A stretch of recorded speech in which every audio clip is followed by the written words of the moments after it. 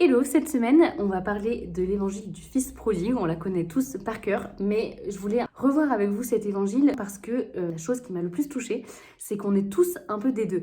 Dans l'évangile, on connaît à peu près l'histoire. Le fils part, dilapide sa fortune, et l'aîné, qui est un peu l'aîné, l'enfant modèle, vient rechigner parce que le père, au retour de son cadet, qui avait tout dilapidé, fait une énorme fête pour fêter son retour. La première chose, moi, qui m'a particulièrement touchée, c'est l'humilité du fils. Je sais pas vous, mais moi, j'avoue que avoir cette attitude-là quand j'ai fait des grosses bêtises, que j'étais pas hyper modèle quoi, auprès de mes parents, clairement, je pense pas en avoir été capable. À cette humilité du fils qui revient vers lui et la belle récompense du père qui lui dit mais en fait c'est pas grave, je t'attendais.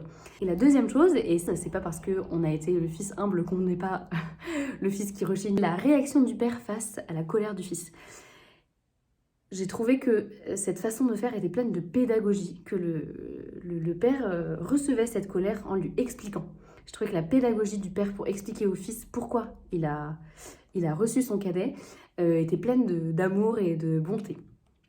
Alors cette semaine, je vous propose de faire un peu le point sur les petites choses où vous avez été moins fidèle ou moins humble, plus en colère, et de les confier à Dieu et de voir les fruits que ça va avoir dans vos vies, de voir les fruits de cette humilité et de voir à quel point le Père va vous récupérer dans ses bras.